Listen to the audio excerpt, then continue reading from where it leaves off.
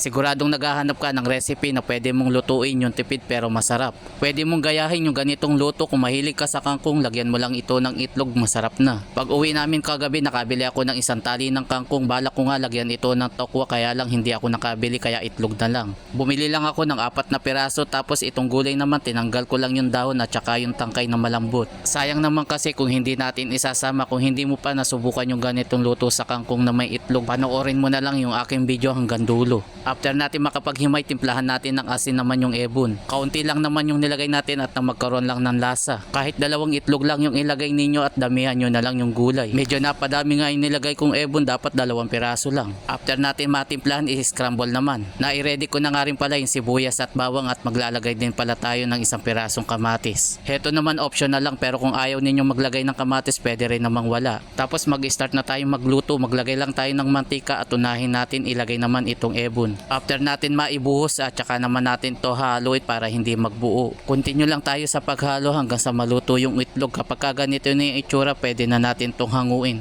At saka naman natin ito ibabalik mamaya kapag malapit namang maluto yung ating gulay. Maraming bawang nga pala yung ginamit natin. Ito toasted lang natin ito at kukuha lang tayo ng kaunti at lalagay na lang natin yan mamaya. Pang garnish lang naman, ilalagay natin yan mamaya sa ibabaw. Masarap kasi kapag medyo toasted yung pagkaluto, pero kung gusto nyo na golden brown yung pagkaluto sa bawang, i-continue na lang yung paghalo. Sunod naman, ilagay tong sibuyas, i-continuous lang natin yung paghalo hanggang sa mag-translucent or mag-iba na yung texture.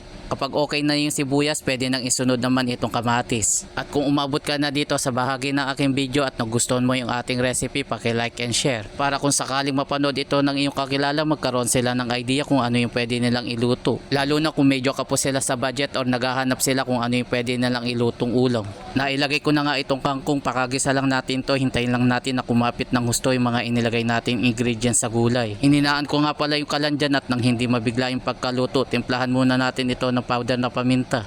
Kung sakaling nandito ka pa rin sa bahagi ng aking video, paki-comment mo naman kung tagasan ka para malaman ko kung saan lugar ako napapanood. I-continue lang natin yung paghalo hanggang sa maging half cook yung pagkaluto sa kangkong. Mabilis lang din naman kasi maluto itong gulay. Kaya hininaan ko yung kalan at nang hindi ma-overcook, ilagay na rin natin itong oyster sauce. Shoutout nga pala sa ating mga bagong followers, ganun din sa mga nakapollow sa atin. Maraming salamat po sa inyo. Diretso lang tayo sa paghalo, hintayin lang natin na maluto yung oyster sauce bago natin ilagay naman itong itlog. At i-continue ulit natin yung paghalo. Hahaluin na lang natin to kahit 1 minuto lang. Saan ka pa yung 100 mo, meron ka ng simpleng ulam. At saka magugustuhan din ito ng mga bata, lalo na kung mahilig din naman sila sa gulay. At salamat na rin sa iyo kung sakaling nandito ka pa rin at nagustuhan mo yung ganitong idea ng ulam. After ng ilang minuto, heto na at luto na yung ating ginisang kangkong na may ebon. Promise mga lods, masarap yung ganitong ulam. Ilagay muna natin to sa ating lalagyan. At yung kaunting bawang na kinuha natin kanina, ilagay natin sa ibabaw.